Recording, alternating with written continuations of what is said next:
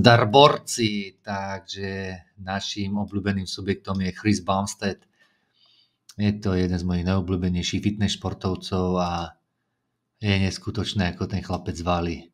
Ešte nedávno 4 milióny, potom 5 miliónov a teraz to ťahá na 6 miliónov. Naozaj je to fenomén. Skúsim sa na ňo pozrieť trošku z inej stránky a dúfam, že sa vám bude dnešné video páčiť. Prečo je vlastne Chris taký populárny? Čím je iný oproti ostatným bodybuilderom, športovcom a tak ďalej? Tak v prvom rade, keď sa na ňo pozrete, niečo z neho vyžaruje. Je taký trošku iný ako ostatní.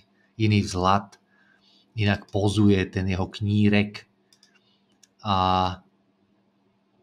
dá sa povedať, že s tým, ako prišla nová kategória Classic Physique, tak dá sa povedať, že to pokračovanie kategórie je jednoducho späté s Chrisom.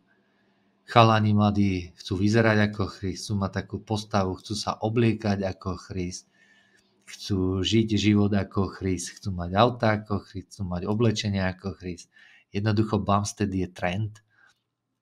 Vytvoril osobitnú kategóriu, kde on nereprezentuje len kopu svalov, ale on reprezentuje takého moderného muža, svalnatého, moderného chlapíka, ktorý dobre vyzerá, je svalnatý, je urobený, vie sa aj obliecť, tvrdo maká, natočí videá zo súkromia, o čomkoľvek, fotí sa s priateľkou. Jednoducho taká dosť veľká inšpirácia pre mladých chalanov. Jeho vidíte väčšinou vždy usmiatého, jednoducho pozitívne naladeného.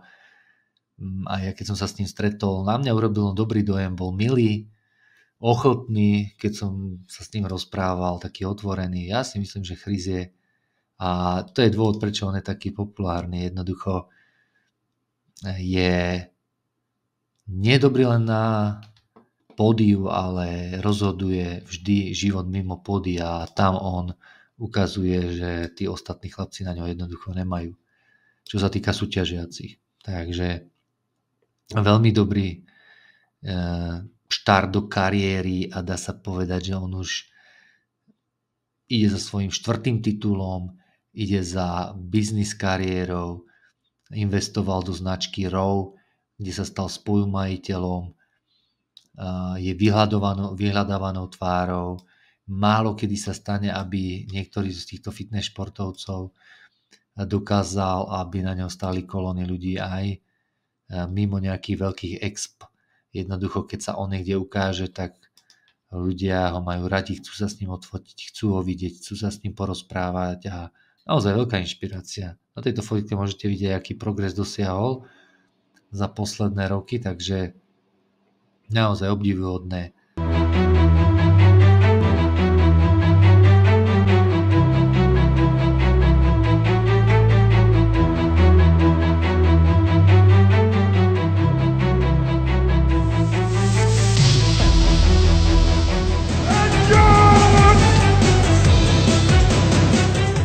Jeho cesta nebola určite ružová, takisto, ak by si niekto myslel, že však má genetiku a neviem čo, to vôbec nie je pravda, on si musel všetko odrieť, mal aj zdravotné problémy, ktoré ho takmer pripravili o možnosť ďalej súťažiť, takže ak si myslíte, že ste na tom zle, tak verte, že aj títo chlapci bojujú so svojimi démonmi a nič nie je zadarmo, jednoducho aj oni si to musia vydrieť.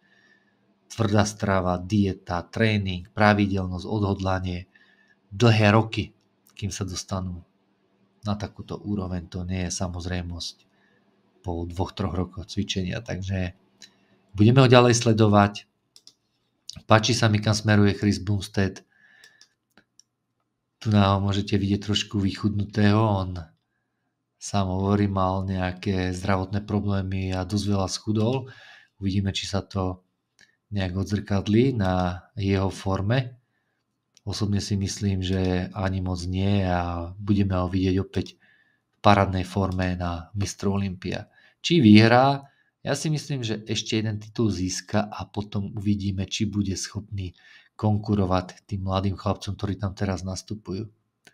Takže s prianím pozitívneho dňa, večera alebo rána sa s vami lúčim s vysmiatým Chrisom Bumsteadom. Držte sa.